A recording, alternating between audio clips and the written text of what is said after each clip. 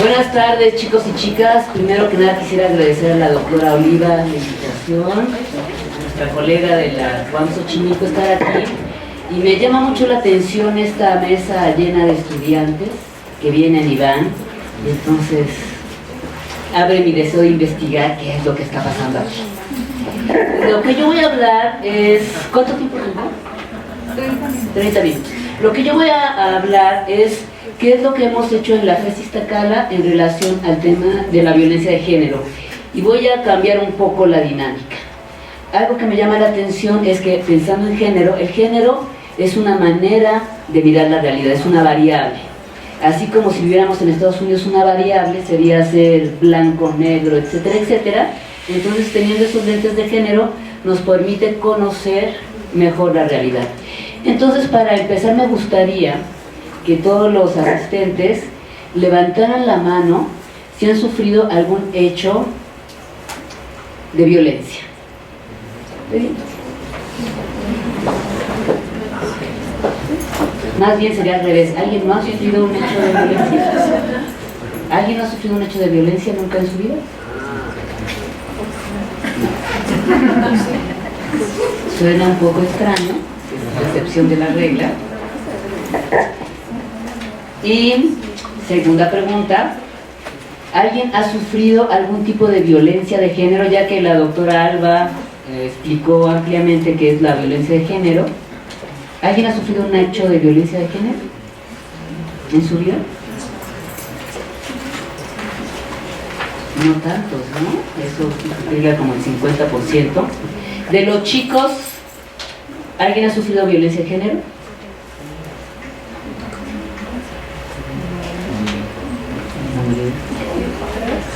Un porcentaje mínimo. Algo que quisiera empezar como una declaración de principios. Ahora sí, ¿le pueden bajar el volumen? Saben que yo siempre hace esta presentación desde hace muchos años, el formato. Entonces originalmente tenía incluido unos balazos para despertar a...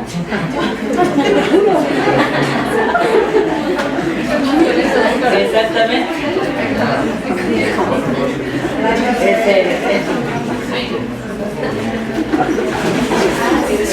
Ya no están los balazos. Les juro que había unos balazos. De donde yo voy a partir, y mi declaración de principios, como decimos las feministas, decimos que lo personal es político, evidentemente. Y entonces lo que yo voy a hacer en esta presentación es un poco hacer un interjuego entre lo que nos pasa como personas, como entes subjetivos, y lo que pasa socialmente. El marco de mi presentación, y es una presentación teórica, digamos, tiene que ver con el hecho de qué es la violencia, qué es este concepto de género, pero enmarcado o anclado en una posición que tiene que ver con los derechos humanos básicos de las personas, con la igualdad de género y con la armonización de las legislaciones internacionales en términos de la violencia de género. Entonces voy a tratar de ser breve en la parte teórica, pero como ustedes pueden ver, la violencia es un hecho que permea las relaciones entre los seres humanos, no solo entre humanos, sino con el planeta, con los otros seres vivos, ¿no? Y en términos de violencia podemos ver a las Torres Gemelas, mujeres maltratadas, violencia racial, etcétera, etcétera. Por eso la primera pregunta es que si ustedes habían sido víctimas de algún tipo de violencia. Evidentemente que el 90% de las personas han sufrido algún tipo de violencia y quizás el 10% no reconocen que han sido víctimas de violencia. Y yo debo reconocer que tengo un trauma existencial desde que Trump ganó la presidencia. Y algo que me llamó mucho la atención de Trump es que hace poquito, además como es bastante ignorante y rudimentario, le estaban preguntando que si los rusos, que si eran enemigos, que si eran asesinos, y entonces él dijo públicamente: ¿y ustedes creen que somos inocentes como país?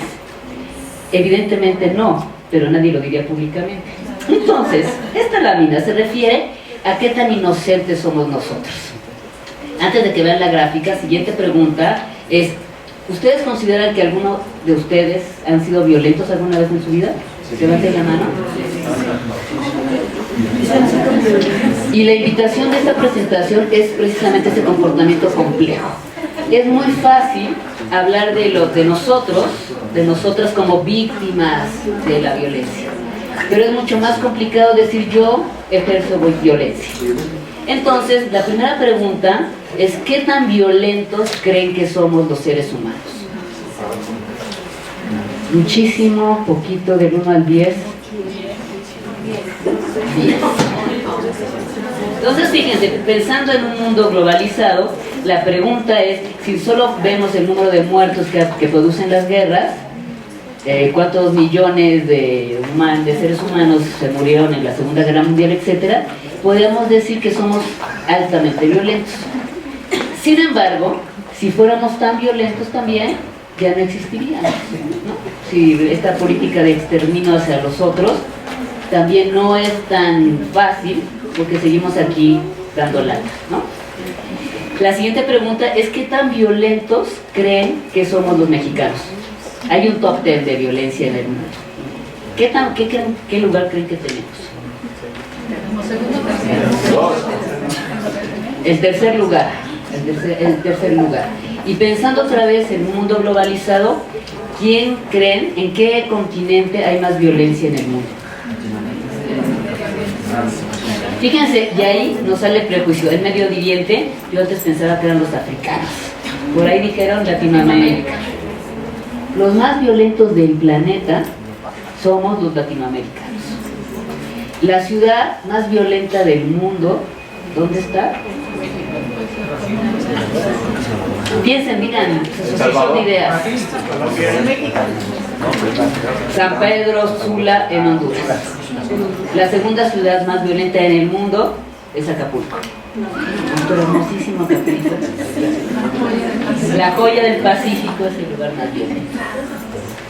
Bueno, tercera pregunta: ¿qué tan violentos o violentas se consideran ustedes del 1 al 10? No quiero que digan públicamente y luego vamos a tener que ir a la OPE a reconocer nuestros traumas. Del 1 al 10. Porque si estamos pensando que Acapulco es la segunda ciudad más violenta del mundo, y que el nivel de violencia en México es el tercer lugar del planeta, eso quiere decir que todos colaboramos de alguna manera, porque no es que son los otros, sino somos nosotros.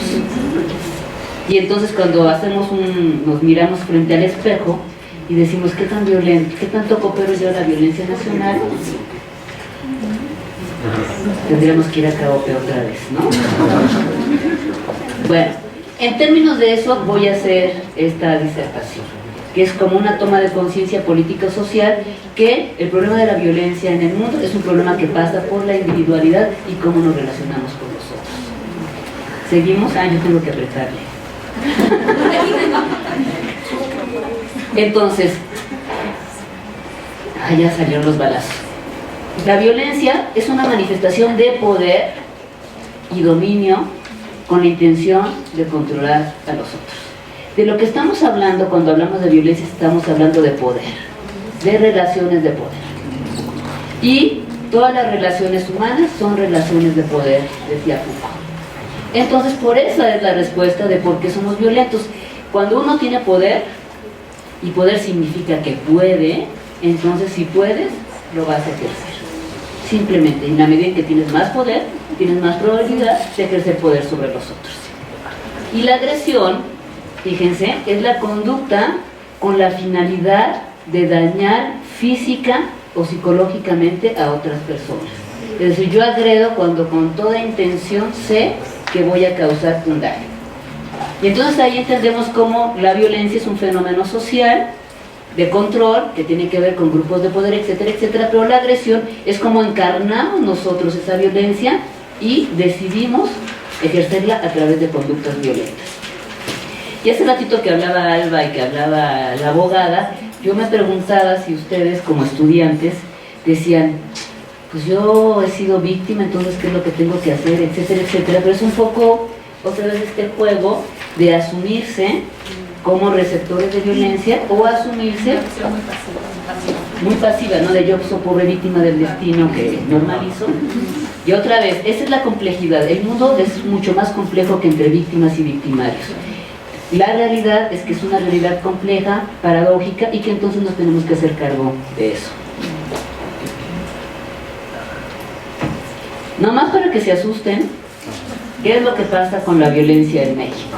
Y ahí estoy hablando, solo voy a hacer una gráfica de violencia y justicia que se refiere a todos los delitos que ocurren en el país. De todos los delitos que ocurren, solo, más bien el 97% quedan impunes. Cada vez que los delincuentes leen estas gráficas, dicen, pues estamos en la gloria, ¿no? O sea, yo tengo solo el 3% de probabilidades de que me detengan. Entonces, por eso hay tanta impunidad. Pero el asunto es ¿por qué? El 50%, el meollo del asunto, ¿por qué hay tantos delitos impunes? Es porque la gente no denuncia. Si a ti te roban afuera del estacionamiento y no lo denuncias, ese delincuente dice, pues puedo robarles a los estudiantes todas las computadoras y todo lo que quieran, porque no van a ir a un ministerio público. Y entonces, el mensaje delincuencial se puede hacer de todo. Entonces tampoco es solo culpa de las autoridades. La responsabilidad ciudadana es que si quiero que no me vuelvan a robar, tendría que ir al Ministerio Público y a lo mejor flatearme esas 6 horas que tengo que estar en el Ministerio Público. Bueno, pero vamos a suponer que son solidarios con el país y van a denunciar. De esos que van a denunciar, el 50% de los delitos no se investigó. Hay unas carpetas en los ministerios, estoy viendo a mis colegas que trabajaron conmigo, que trabajan en los ministerios públicos, y están así cargados de expedientes que es prácticamente imposible muchas veces hacer seguimiento en todos los casos, ¿no? Solo el 8% se arrestó y hubo un juicio. Solo el 3% llegó a prisión. Y no les quiero decir cuántos permanecen en prisión, sobre todo en delitos sexuales. Después de que apenas el 3% va a llegar, seguramente el 50%, no sé si es menos, solo va a estar cumpliendo unas condenas de 2 años, porque las cárceles están saturadas, etcétera, etcétera, y entonces es más fácil que los liberen o los preliberen, ¿no? El problema es que esta relación que tenemos otra vez los ciudadanos con la justicia, que es una relación de desconfianza básica, mantiene el sistema que va a mantener a los delincuentes fuera de la cárcel. Y eso nos cuesta muchísimo dinero como país. Se estima que el 1% del Producto Interno Bruto se gasta en salud.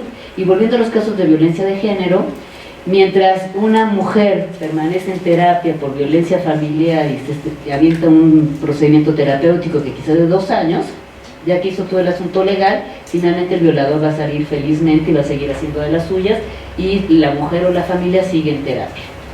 Entonces eso cuesta dinero al país. El 5% del dinero que se produce en este país está dedicado a los sistemas y ahora con todo el asunto del narcotráfico, al ejército, a las policías, etcétera, etcétera. Entonces otra vez, pensando globalmente, el dinero que se podría utilizar para prevenir problemas de violencia, para generar habilidades de tejido social, está dedicado para mantener los cuerpos policíacos. Y además de ser víctimas, además, no solo el daño psicológico, emocional y familiar que produce ser una víctima, sino además cuesta muchísimo dinero. La gente tiene que dejar de trabajar, tiene que ir a terapia, tiene que ir a hospitales, tiene que pasar una serie de cambiarse de casa, por ejemplo, lo cual implica costos grandísimos. Ya se les quitó la risa, ¿verdad? Espero que... Entonces, a raíz de Trump y no sé qué, hay algo que ahora yo estoy investigando, que le puse las narrativas del odio. Porque la pregunta es, ¿cómo es posible que en el 2017 un personaje que representa la antítesis del mundo civilizado ganó las elecciones? Aunque tuvo más votos Hillary Clinton, pero dado el sistema electoral. Pero lo que me llama la atención es lo siguiente: Donald Trump representa la parte más oscura de los seres humanos. Es decir, representa la parte primitiva y rudimentaria donde la gente se comporta a través de emociones negativas. O sea, la parte más primitiva digo en el sentido original de la palabra, que tiene que ver con emociones como el miedo, la territorialidad, el enojo, están mostrados de manera explícita, un poco hasta patética o tragicómica, del discurso de Trump, donde la otredad se vuelve un enemigo. Y la otredad significa o ser mexicano, o ser mujer, o ser de una orientación sexual diferente, etcétera. Todos los otros o las otras se convierten en enemigos. Esta idea, que es una idea del mundo primitivo, donde la tribu de enfrente eran tus enemigos porque se iban a comer tu ganado, y entonces tendrías el derecho a matarlos porque estabas defendiendo tu casa, etcétera, etcétera, es la misma idea trompiana, ¿no? Y esta idea apela al orden y a la seguridad. Es decir, yo tengo la obligación de protegerme, de poner muros, porque eso me va a salvar de los otros que representan un peligro. Y esta idea del orden y la seguridad es otra vez la idea del hombre primitivo que saca su mazo y entonces mata a mazazos a tu enemigo porque se va a robar a tus mujeres o a tus hijos, etcétera, etcétera. Entonces fíjense qué curioso, a mí me impacta mucho Trump. Yo estudié en Israel y entonces me queda como muy claro toda la historia de los judíos y los 6 millones de muertos en la Segunda Guerra Mundial, porque es exactamente como empezó el asunto nazi. Los enemigos a vencer eran los judíos, y había una serie de prejuicios, porque se quedan con la lana, porque piensan no sé qué, porque tienen otras creencias. Entonces toda esa idea que fue permeando de tal manera que entonces vamos a quemar las librerías que eran de los judíos. Y entonces, pues la gente dice, pues como yo no soy judío, pues si queman las librerías, a mí qué me importa. Pero entonces empezaron a pasar una serie de hechos que todos los estaban viendo, pero nadie creía que iba a terminar un holocausto. Ahora que Donald Trump decidió cerrar, había en la base de la Casa Blanca, había una versión en español. Entonces decidió que ya no, para qué me van a leer en español. Entonces una serie de hechos, y entonces ahora todas las noticias están dedicadas a que ya expulsaron a tantos Dreamers, etcétera, etcétera. Y uno lo ve desde lejos como dice, ay, pues pobrecitos, qué mala onda, qué enfermito el cuate. Pero es algo como que no nos toca, como que no pensamos que eso se puede transformar en un hecho violento, mundial, etcétera, donde no nos toca. Otra vez, como eso pasa allá y no nos toca. Pero a donde quiero llegar es que la violencia es la consumación del odio. Es decir, yo puedo pensar que Donald Trump me cae mal. Si tuviera poder, quizás, y entonces yo me sumo a que los blancos son los malos del planeta, y puedo hacerlo, seguramente empezaría a hacer unas campañas en contra de Donald Trump. Es decir, si podemos, si tenemos con qué, lo podemos hacer. O sea que Trump no es el malo de la película, es una representación grotesca de lo que todos llevamos de nuestro cerebro primitivo. Ese es el meollo del asunto, creo. Y hablando que tiene que ver con Trump y con la violencia de género, ahora en lo que estoy muy interesada, ¿cuál creen que es el prejuicio más antiguo del mundo? Así que bueno, todo me agarró parejo, los chicanos, los árabes, los musulmanes, los mexicanos. El prejuicio más antiguo, ¿a quién tiene que dar el objeto del odio? Ha sido el objeto del odio en la historia de la humanidad. Las prostitutas. Las mujeres. Sí, ya sé que es una experta. ¿Ustedes cuál creen que sea el prejuicio más antiguo? ¿En qué coinciden todas las sociedades humanas? ¿Quién es el malo o la mala de la película en todas las sociedades? Fíjense, ¿qué asociación? Entonces, las mujeres, Eva, el diferente, el extraño. ¿Quién más? ¿Quiénes son los malos de la película? Históricamente. Déjenme decirles que las mujeres. Si ustedes piensan en la historia de la humanidad, de todas las culturas, si uno piensa, ¿por qué creen que las árabes traen esa burka? Porque son peligrosas. ¿Por qué creen que traen burka? Sí, que se va a hacer brevísima en la historia de la misoginia.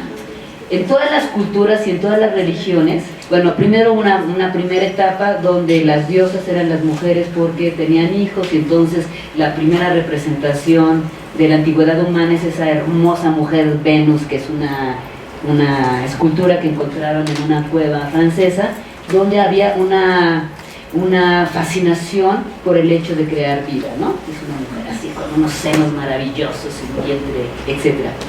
A lo largo de la humanidad, por diferentes motivos que no me voy a parar, ese hecho de dar a luz era un hecho que era aterrador, transgresor, porque eso te iguala con los dioses, que es el poder de dar vida. Y eso es muy atemorizante. Ese es el hecho. Las mujeres podían dar vida y podían creer, o sea, todavía no tenían que decir los semen y bla, bla, bla, sino tenían a una mujer que de pronto, por alguna característica, podía formar seres humanos. Y eso es bastante aterrador, es bastante chocante. Entonces, a partir de varios arreglos religiosos y demás, ese hecho empezó, en vez de ser un hecho divino, a ser un hecho demoníaco. Por poner un ejemplo, en la religión católica, han de saber que antes de Eva hubo otra mujer. Y esta mujer era la famosísima Lilith. Y esta mujer Lilith, la leyenda cuenta, la historia de Adán y Eva, y que la costilla y no sé qué, entonces pensé qué costilla ni qué nada, ¿no? Entonces, y también es un hecho sexual. Y entonces lo que dicen es que Lilith no quería estar abajo a la hora del coito. Entonces estaba atentando contra el orden, otra vez de arriba, abajo, el orden vertical, etcétera, etcétera, y fue expulsada del paraíso. Y entonces se creó toda una leyenda que como fue expulsada del paraíso, entonces se encargaba esta malvada mujer Lilith de hacerle daño a todos los hijos humanos, ¿no? Entonces esta es como la primera historia de las brujas, que son tan pecaminosas y peligrosas por romper el orden natural, que entonces tienen que estar en los infiernos. Y entonces parece ser que Eva era una mujer más adaptable a Adán, y que entonces la madre de todo, aunque también salió rejega, porque la que le agarró la manzana de la sabiduría fue Eva, ¿no? Pero fíjense, en estos dos casos de la idea judeocristiana, Lilith y Eva son el origen del mal. Una por negarse y la otra por haber tomado justamente la manzana de la sabiduría.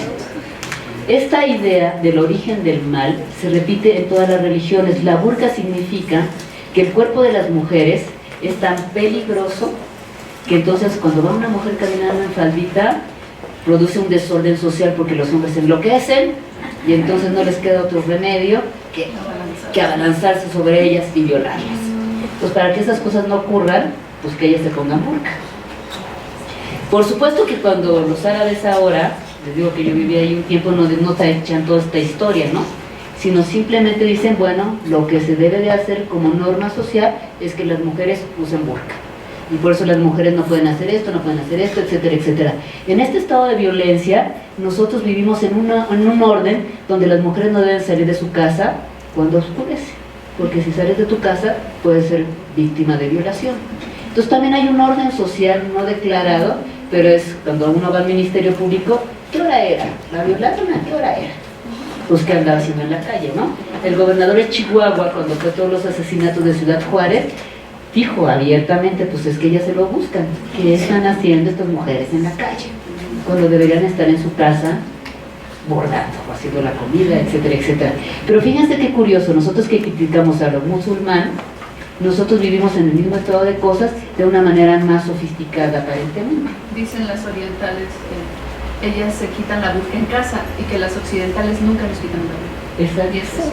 Y hay una foto muy linda donde está una mujer en burka y una en bikini. Entonces la bikini dice, ay, pobres estas, como las maltratan, que tienen que cubrirse, ¿no? Y la árabe dice, pobres de estas mujeres que tienen que exhibirse. En ambos casos, la decisión no la tomaron las mujeres. Ese es el meollo del asunto. Esa es la apropiación del cuerpo, y por eso me encanta este seminario por el nombre.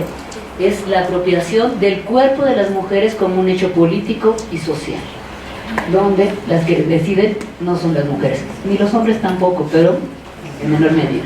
Bueno, Amartya Sen, que es un premio Nobel hindú, él decía que la misoginia o el desprecio hacia las mujeres es un problema de salud pública en el mundo.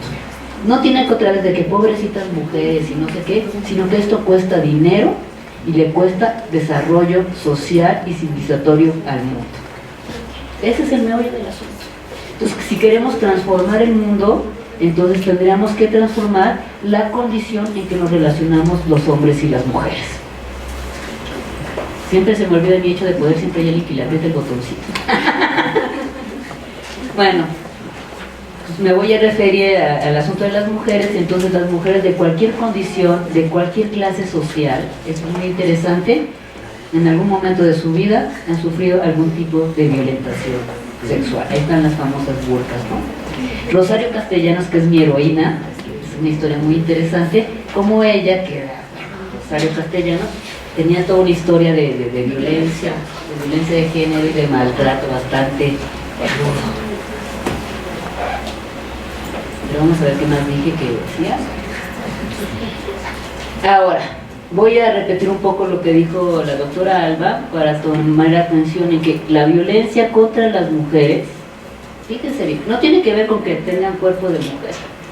La violencia contra las mujeres es el producto, es el resultado de las relaciones asimétricas de poder en un sistema sexo-género y de las desigualdades sociales. El problema no es que somos mujeres o que los otros son hombres. El problema es que entre los sexos hay una relación de poder diferente. Y esa relación de poder diferente pasa por cuánto ganamos, cuántas propiedades tenemos, cuánta libertad de movilidad tenemos. Eso es una relación de poder encarnada. Eso es. Y también son producto de las desigualdades sociales. No es lo mismo ser una mujer indígena en San Juan Chamula que ser una mujer de la delegación Benito Juárez, donde el índice de desarrollo social es igual que el de Italia. Entonces, aún en este país, ser mujer no es suficiente, sino hay que pasar por otras variables que pasan por clase social, educación, ingreso, escolaridad, etcétera, etcétera. El meollo del asunto es que esta relación de poder desigual produce subordinación. El que yo gane menos que mi colega me pone en una situación de desventaja, cuando al mismo trabajo recibimos salarios diferentes. Y esta subordinación se reproduce a través de la ideología y de todas las instituciones. La televisión, la iglesia, la universidad, etcétera, etcétera, está todo el tiempo mandando modelos donde las mujeres son tal, que tienen que dedicar a tal, y los hombres a tal. Yo siempre pongo un ejemplo. ¿Ustedes quién creen entre Angelina Jolie y Brad Pitt, par de hermosos, en aquella película de Mr. y Mrs. Smith? ¿Quién ganaba más dinero? Mr. Smith, ¿no? Y ganaba como hasta el 60% más que Mrs. Pero igual que Smith. los políticos en México, es que sus actividades son de mayor riesgo, por eso se les pagan más. Esos son los argumentos. Es algo curiosísimo, porque no hay ninguna explicación, ¿no? Ahora, en el caso de Duarte, este raterazo de Veracruz, yo estoy muy interesada viendo que ahora sucede que la mala de la película es ella, con esos libros de cuadernitos deseo, la abundancia, deseo, me merezco la abundancia, me merezco la abundancia, que por cierto es una técnica de derecho, de esas que estudian desarrollo humano, que no son psicólogos, de programación psicolingüística. Dios mío, santa madre de Dios, me merezco la abundancia, me merezco. Si lo escriben con la mano izquierda se produce más. Les juro que eso dice lo de neurolingüística. Entonces ahora sucede ese raterazo, que él era el gobernador, porque fíjense qué curioso, el que era el gobernador y el que tenía un trato con el gobierno, con sus votantes, no sé qué, es este sátrapa. Pero ahora sucede que la mala de la película es la de me merezco la abundancia, y entonces el pobrecito individuo lo manipulaba, le indicaba cómo robar y no sé qué, ¿no? Yo no sé en qué va a terminar, pero la primera idea es que la mala de la película es esta mujer. Yo no sé si es buena o mala o no me importa, pero las noticias de género no dicen ni una sola palabra de este sátrapa, de esas bodegas que encontraron, sino de me merezco la abundancia. Además es hasta como ridículo también, así como hacer escarnio de qué clase de personaje es esta mujer, ¿no? Bueno, el meollo del asunto son estas relaciones de subordinación, que lo que se produce son grupos vulnerables. Los grupos vulnerables son mujeres, infantes, envejecientes, indígenas, discapacitados, bla, bla, bla.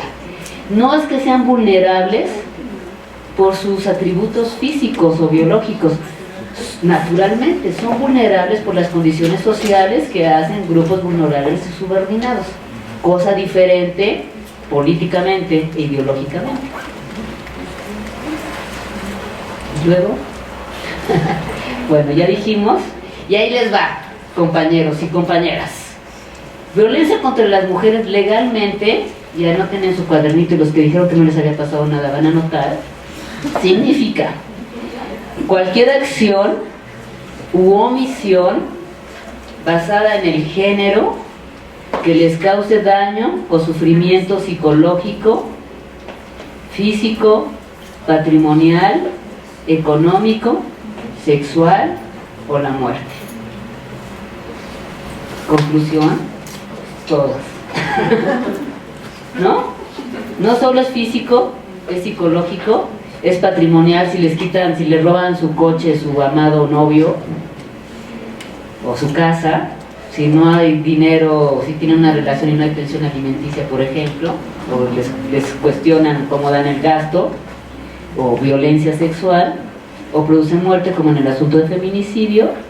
En el ámbito privado o público, significa que han sufrido algún tipo de violencia de género, y eso se dice en el mundo. Ahora, en relación a que ahora hay una sofisticación que se llama violencia de género contra las mujeres, ¿qué es esto? Y violencia de género contra los hombres. Hay todo un debate si es posible que haya como una ideología, yo creo que no, una ideología entretejida para causar sufrimiento o daño psicológico, físico, emocional a un cuate porque es hombre. Creo que eso no existe. Existen hombres que sufren violencia, pero no como una ideología que esté encaminada a causar de manera sistemática todas estas cosas.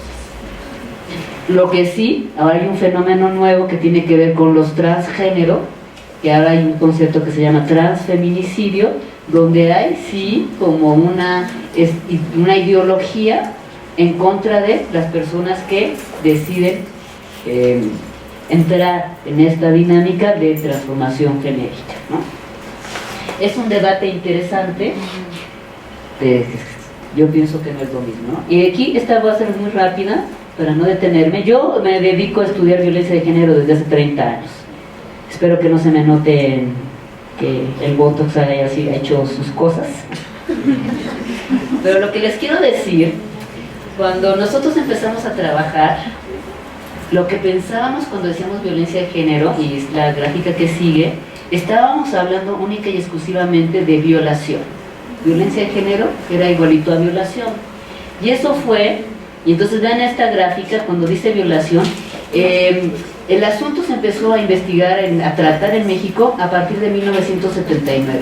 En 1975 hubo la primera conferencia internacional en la ONU sobre asuntos de mujeres, la primera conferencia mundial sobre mujeres. A partir de lo que pasó en este congreso internacional es que un eje rector de lo que debatían las mujeres era el problema de la violación, y después hubo una en México, y entonces el eje tenía que ver, fíjense, con violación y con el derecho a la anticoncepción, el usar pastillas anticonceptivas, y después todos los demás temas.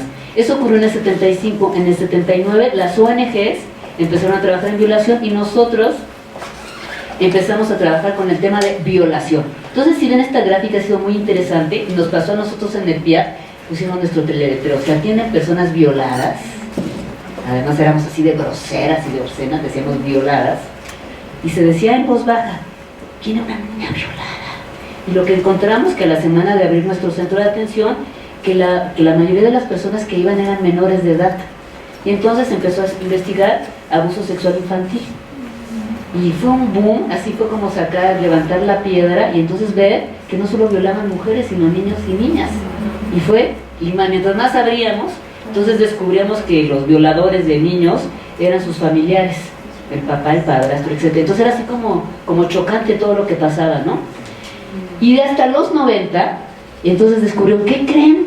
Los que violan a las mujeres no solo son estos delincuentes que andan en la calle. No son desconocidos. No son desconocidos, el 70% son sus parejas amorosas. Entonces otra vez fue como un impacto de, bueno, ¿en qué clase de mundo vivimos? Sucede que los violadores no están escondidos atrás del arbolito, sino son los novios, o el esposo, etcétera, etcétera. Y entonces era como sacar a la luz una serie de hechos que aquí están las fechas, ¿no? Entonces empezamos a hablar de violación, eso se convirtió en abuso sexual infantil y después descubrimos que era violencia sexual y después empezó en 1990 a hablarse de hostigamiento sexual y hubo una primera ley que nadie peló y están los documentos en la Cámara de Diputados donde los diputados se arrastraban de la risa. Estas viejas están locas, como si yo digo mamacita está mal. Una serie de que son unas piecitas de discurso que están ahí, ¿no? Pues ¿para qué andas de minifalda? Etcétera, etcétera. Si vemos eso, fíjense bien, todo el numerito empezó con las feministas quitándose los brasieres y quemándolos en la plaza pública, y en México fue hasta el 2007 donde gracias a que una académica, Marcela Lagarde, una universitaria maravillosa que nos invitó un grupo de académicas, que se empezó a hablar sobre feminicidio. El concepto feminicidio no existía en México y hasta el 2007 se hizo una ley en contra del feminicidio. Fíjense cuántos años tuvieron que pasar. Lo que ahora yo estoy investigando es lo que tiene que ver con uno de los puntos más álgidos, que tiene que ver con la trata de personas y con la prostitución forzada. Porque, ¿cuál creen que sea el negocio más redituable del planeta ahora? El primero es narcotráfico y el segundo es prostitución forzada. Cada vez que ustedes compran una película pirata, contribuyen al crimen organizado. No tienen idea, y entonces lo que ha pasado en nuestra universidad es que llegan niñas a terapia a la clínica y sucede que esas niñas, empezamos a indagar, se ligaron a un cuate por Facebook, entonces pues niñas de 12, 13 años y terminan en un rollo de trata de personas. Que si supiéramos, los especialistas entonces pondríamos alertas en saber cómo tratar de prevenir estas niñas que por estar ligando en Facebook o en Instagram, etcétera, etcétera, terminan en un asunto de trata de personas. Y entonces vemos otra vez en esta gráfica cómo siguen pendientes como las prácticas tradicionales. Igual una colega hace poquito estaba leyendo un libro de ablación del clítoris, otra vez con los Ares, estaban horrorizadas. Decía, pues vete a la Sierra de Guerrero y pregunta por cuánto venden a una niña de 14 años por una cerveza. ¿Sí? Como práctica tradicional, así sigue existiendo, no en todas las comunidades indígenas, pero las niñas de 14 mueren, un ejemplo, se muere un miembro de la comunidad que es un señor de 45 años, entonces ¿cómo se va a quedar solo el pobre hombre? Entonces tiene que buscar mujer, y entonces va con su compadre de junto y le dice, tienes una hija de 14 años, pues quiero que sea muy mujer, bueno, dame 2 cartones de cerveza y hacemos trato. Van los 2 cartones de cerveza y entonces la niña pasa a ser la mujer del hombre este. Y eso ocurre en todas las comunidades. Pero como no andan de burka, entonces no es tan trágico. Pero entonces basta en las personas que se dedican a derechos de los indígenas como es una práctica tradicional. Y hay todo un debate de cuánto el Estado de Derecho puede intervenir en las prácticas tradicionales de las comunidades. Y algo que es bien reciente, que dice ahí violencia política, que incluso fue de este año, donde el INE por primera vez está reconociendo la violencia que sufren las mujeres que incursionan en asuntos políticos.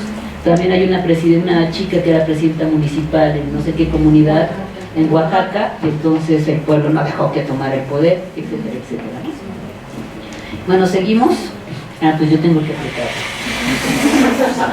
Fíjense en esto, no sé si se ve bien, otra vez. Hay un tipo de violencia que es visible, que es el que vemos todos, ¿no? Que incluso está en el protocolo, amenazar, humillar, golpear, etcétera, etcétera. Pero hay una parte que consideramos violencia invisible o sutil, que otra vez todos ejercemos. Cada vez que hacemos un chistecito sexista, o un chistecito sobre gay, cada vez que le decimos a alguien puto o puta, lo que estamos diciendo es que estamos usando el lenguaje para agredir a las otras palabras. Cuando decimos, ay, sí, esta compañerita es una zorra, ¿no? Que eso lo hacen los estudiantes todo el tiempo. Lo que yo estoy diciendo cuando a esa mujer le digo una zorra, es que es una puta despreciable y que entonces es hija de Lilith, para no hacer toda la historia, ¿no? Que tiene toda esa historia, ¿no? Esta es una mala mujer que viene a trastornar el orden social del salón de clases con sus deseos carnales. Entonces los pobrecitos compañeros no saben qué hacer y las otras compañeras castas y puras van a sufrir por la conducta de la zorra. Entonces fíjense qué curioso, cuando yo digo puta a alguien o puto, la carga emocional que hay atrás de esa palabra es todo eso, pero a nadie le importa y entonces vamos por ahí calificando a los otros puto, puto, negro, naco, indio, etcétera, etcétera, y otra vez es la misma narrativa del odio de Trump.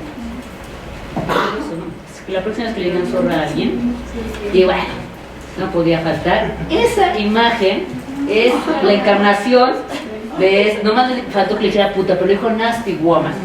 Nasty woman es desagradable, puta, sucia, etcétera, etcétera. Pero la cara es genial, así, pinche puta, ¿qué haces aquí compitiendo conmigo? ¿No? Estoy haciendo catarsis. Me voy a... Ya no sé qué hacer, fíjense. Porque viene todo un asunto legal. Aquí también les voy a mostrar cómo las feministas llegaron a esto que estamos diciendo, ¿no? Primero había una primera ola feminista donde las mujeres literalmente, además me llamó mucho la atención que habla, lástima que se fue con las feministas, como otra vez como una suerte de prejuicio, ¿no?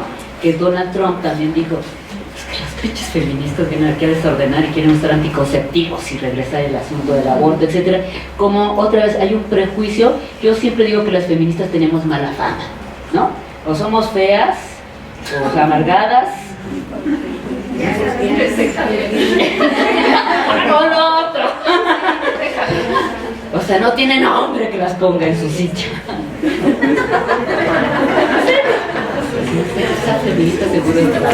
Bueno, estas primeras feministas, que efectivamente eran feministas radicales y se quitaban el Brasil y la quemaban, eran bien rudas y se cortaban el pelo y se vestían de hombres, porque era un movimiento político intenso que iba en contra del establishment, ¿no? Luego hubo una segunda etapa donde nos insertamos nosotras, que era una etapa académica, donde lo que hicimos las científicas era empezar a investigar esto, y otra vez las antropólogas con todo el concepto de género y no sé qué, que empezaron a investigar, porque antes se pensaba que las mujeres éramos más tontas porque teníamos el cerebro más chico. Y Freud decía que porque no teníamos pene, entonces teníamos una falta. Entonces cuando las mujeres empezaron a educar más, empezaron a investigar qué tantos elementos reales había o qué tantos eran prejuicios, ¿no? Entonces hubo una segunda etapa académica gubernamental, y después lo interesante que lo que empezó en las calles se volvió un movimiento político, luego un movimiento académico, y luego eso se convirtió en políticas públicas. Ese es el meollo del asunto. Como esto que decían las feministas, y el caso de Marcela Lagarde es paradigmático, como todo su feminismo terminó, no el de ella, de todas las mujeres que operaron, en hacer una ley, ponerle nombre al concepto de feminicidio, y que se convirtió después en alertas de género, etcétera, etcétera. Entonces eso es, nosotros universitarios somos privilegiados porque podemos hacer eso, salir de la academia y de las aulas y convertir el conocimiento en una política pública que realmente cambie el país o cambie el mundo. Entonces, bueno, hay otras feministas más radicales que la última ola, que es un feminismo súper crítico, donde ellas dicen, voy a ir de ahí para adelante, lo que dicen las nuevas feministas es que efectivamente, como todos los movimientos sociales, se cometían varios errores, ¿no? Entonces el nuevo feminismo es un movimiento hipercrítico. Además, el feminismo, debo aclarar, no se trata de que las mujeres tomen el poder.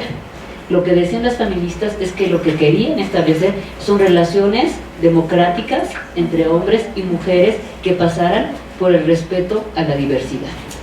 Eso es lo que hacen las feministas. Entonces, hubiera empezado por ahí. ¿Ustedes creen que se vive desigualdad en México? ¿Ustedes creen que se trata de manera diferente a los hombres y a las mujeres? Sí. ¿Ustedes estarán dispuestos a hacer algo para cambiar ese orden de cosas? Sí. Si contestaron sí a las tres, ¿qué creen? Son feministas.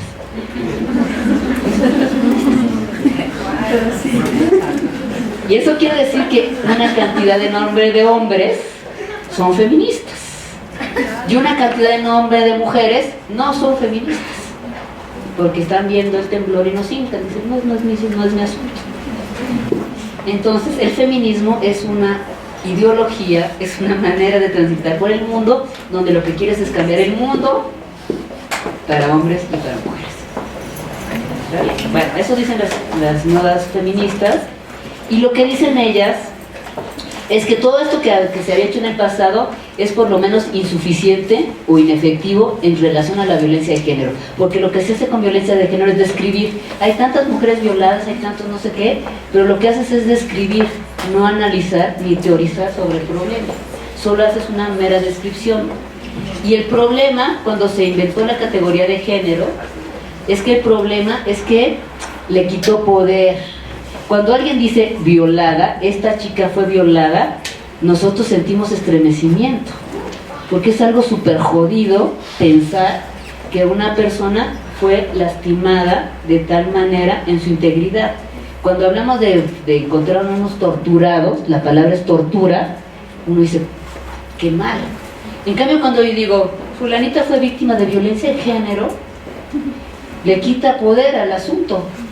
¿Quién sabe qué es eso de violencia de género? Si hostigamiento, si le tocaron el trasero, si le dieron un pellizco, le quita fuerza. Entonces se usó la palabra género como una categoría antropológica, pero después políticamente se usó para limar el fenómeno, para hacerlo menos radical, para hacerlo políticamente correcto. Y entonces ganamos política pública, pero perdimos intensidad política también, ¿no? Y el otro error que se cometió en las primeras fases del feminismo es pensar que las mujeres somos buenas por tener vagina. Y eso también es un mito. Es decir, las mujeres somos tan buena onda que somos menos rateras que los hombres políticos, somos incapaces de torturar, de maltratar y no sé qué. La realidad, otra vez volviendo al poder, que si una mujer tiene el poder y tiene ciertas características también, quiere decir que todas van a cometer los mismos excesos que cometa un hombre político o un hombre policía, etcétera, etcétera. Y que las mujeres nos amamos entre nosotras por ser mujeres, tampoco, como los hombres no se aman entre ellos por ser hombres. Tampoco quiere decir que mujeres juntas ni difuntas. También hay toda una solidaridad femenina. Pero, ¿qué quiere decir? Que los valores humanos no pasan por los genitales, pasan por toda una serie de arreglos sociales y culturales. Otras decían, si le pueden mover, ¿no? Ahora, ¿qué quiere decir? Esta es muy bonita. Quiere decir, fíjense, ¿por qué nos volvemos agresivos los humanos? Todos y todas tenemos un impulso para agredir, basado en prejuicios, creencias y valores. Y otra vez Trump es el caso, ¿no? Todos tenemos el prejuicio en nuestro cerebro primitivo. Pero ¿por qué unos agreden y otros no agreden? ¿Ha habido alguien que no se haya golpeado con otro ser humano? ¿De los que están aquí presentes? Que no haya maltratado. Que no haya maltratado, por lo menos físicamente.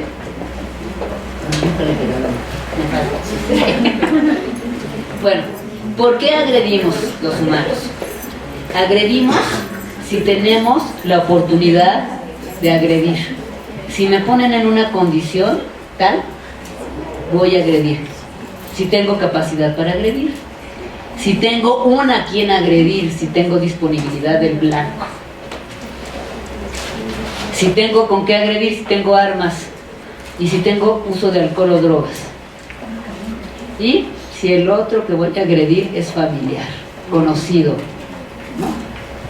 Si tenemos esas tres condiciones, que es lo mismo que hacen ustedes en intervención en crisis, la probabilidad de que yo ejerza violencia es muy alta. O sea, que uno se le dice, pues sí, si me ponen esa condición. El ejemplo más típico es ese ejemplo que Bandura también lo hizo, donde a unos estudiantes les decían, ustedes ya vamos a hacer un experimento, ustedes de aquí para acá son carceleros y ustedes de aquí para acá son presos. Y lo que ocurrió es que rápidamente los carceleros se volvían bien gandalles, torturadores y no sé qué, y los presos entraban muy rápidamente en una posición de víctimas. Y eran los compañeros, o sea, solo estaban jugando. Pero algo pasa en el cerebro primitivo que rápidamente se sube al rol de víctima-victimario. Y está la película del Señor de las Moscas, donde hace la misma descripción de niños que se vuelven violentos, o un capítulo de Los Simpson, donde en ese aparatito que es conductual, que había que darle choques al de enfrente, ¿no? Pues si me ponen un botón, por supuesto que le doy choques hasta que me cansan de enfrente, que no te echo nada, ¿no? Solo que tienes acceso al botón.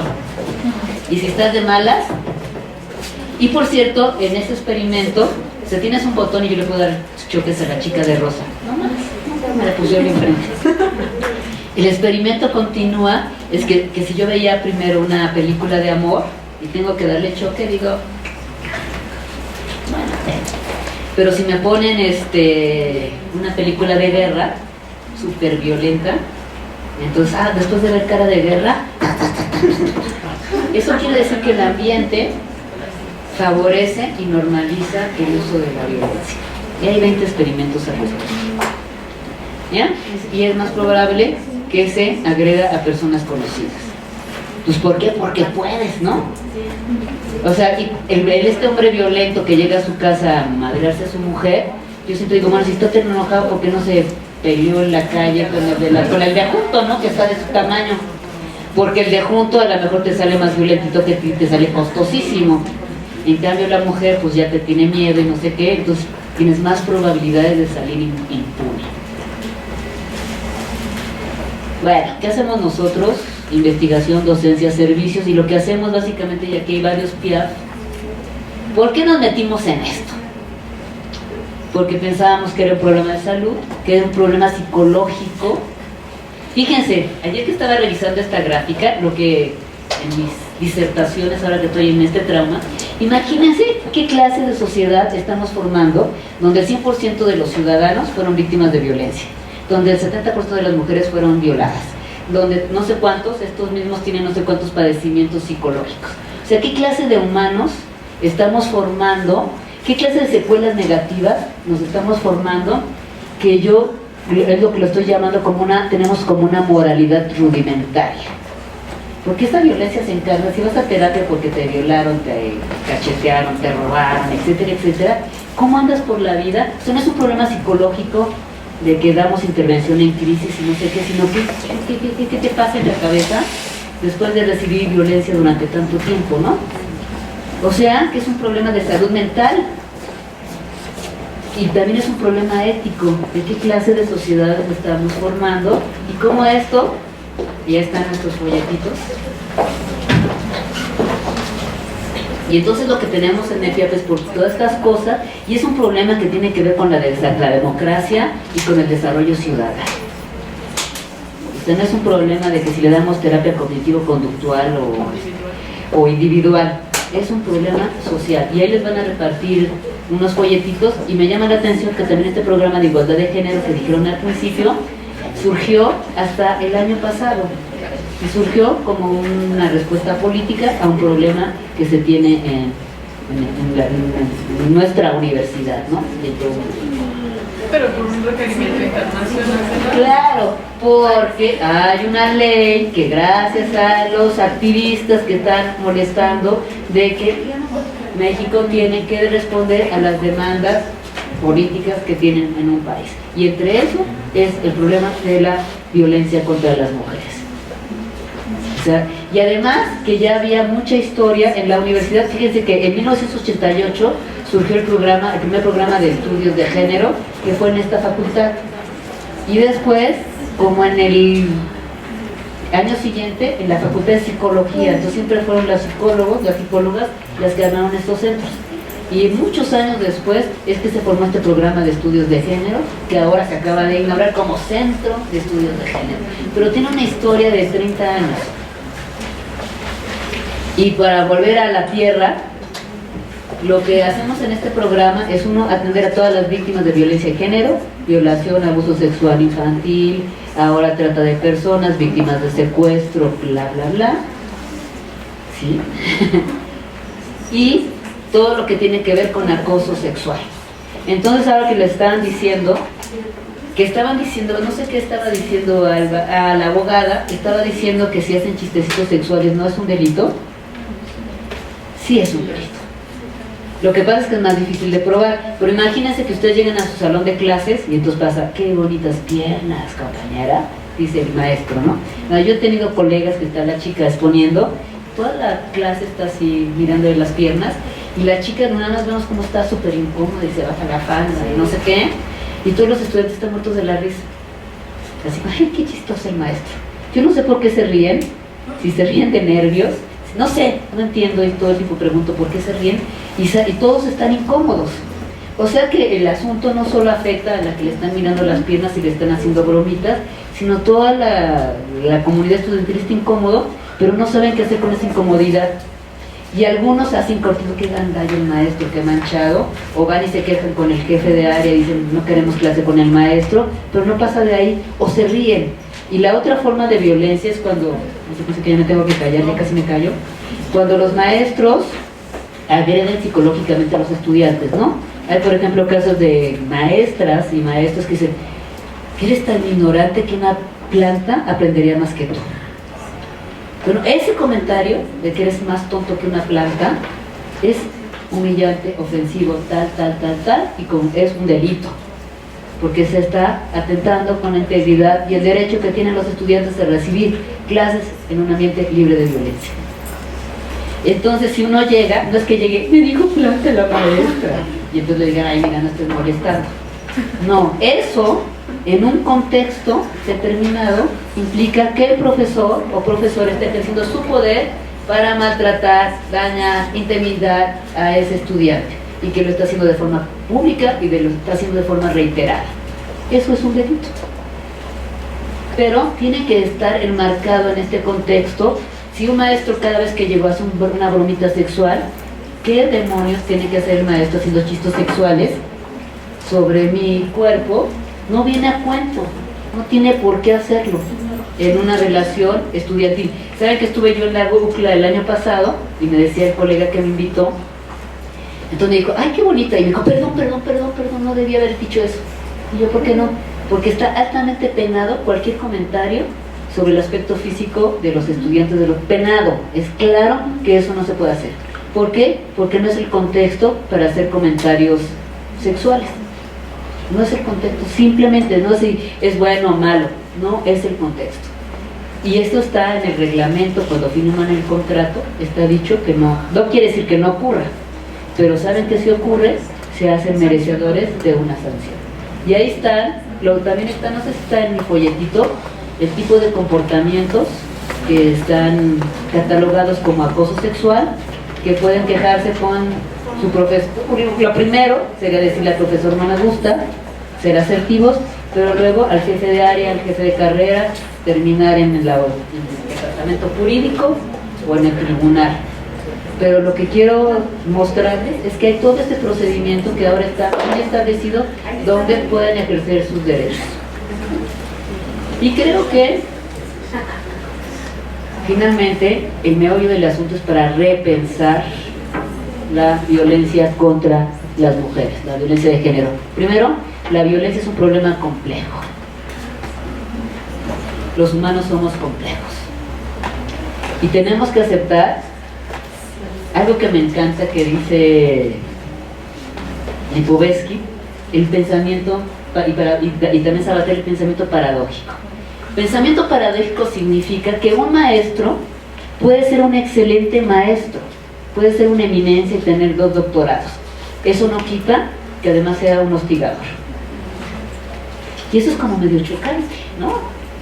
Uno puede estar en la universidad y la universidad es el eje de la movilidad social y puede ser el alma mater y no sé qué, y sin embargo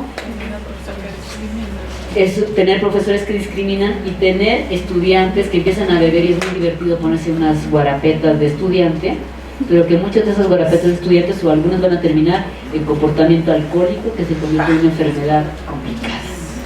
Eso es la complejidad. La universidad es todo eso, pero también hay profesores que discriminan, también hay corrupción en términos de intercambio de calificaciones donde los estudiantes participan. También los estudiantes no son los inocentes de la película, ¿no? También hay estudiantes que hacen propuestas indecorosas a los maestros, que prefieren irse de parranda con los maestros en lugar de estudiar y entregar un ensayo, etcétera, etcétera, etcétera. Por eso eso que dijo Trump de no somos inocentes, aquí nadie es inocente. Más bien deberíamos ser responsables. Y entonces, algo que también me gusta mucho, lo que tenemos que aprender es a lidiar con la incertidumbre. El mundo es complejo, el mundo cambió, no tenemos las certezas. Decía mi santa madre, es que antes era fácil, había hombres y mujeres, y ahora me sabes que hay hombres, mujeres, transexuales, transgénero, no sé qué.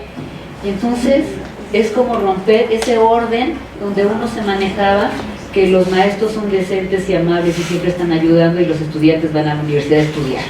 Pues no es tan así, pasan 20 cosas. Y algo con este otro filósofo que se llama la posmodernidad líquida. Ese divino, que me encanta ese concepto. La posmodernidad líquida significa que en este orden social donde había, y cuando dijo Alba también que vivimos en el capitalismo, pues no, el mundo cambió, ya ni siquiera es tan fácil capitalistas con socialistas. Ahora imagínense que Trump está cerrando las fronteras y los chinos dicen abran el libre comercio. Lo que se pensaba que era el mundo cerrado y el mundo neoliberal, ya no es así. O sea, el mundo cambió y el mundo líquido está diluyéndose y cambiándose y transformándose todo el tiempo. Las redes sociales, el internet, vino a dar un cambio donde ya nada es lo que era. Entonces más vale la ligereza. Es algo, esa es la maravilla del pensamiento complejo y esa es la maravilla de estar en la universidad, porque lo que sí tenemos los universitarios es que tenemos tiempo para pensar. Si tenemos tiempo para pensar, entonces podemos reflexionar y entonces podemos hacer cosas para cambiar el orden del mundo. Cosa que los pobres inmigrantes que están ahí bajando naranjas no lo van a poder hacer. Ellos van a hacer activismo, pero a nosotros nos corresponde el hecho de pensar. Y yo creo que con eso terminaría.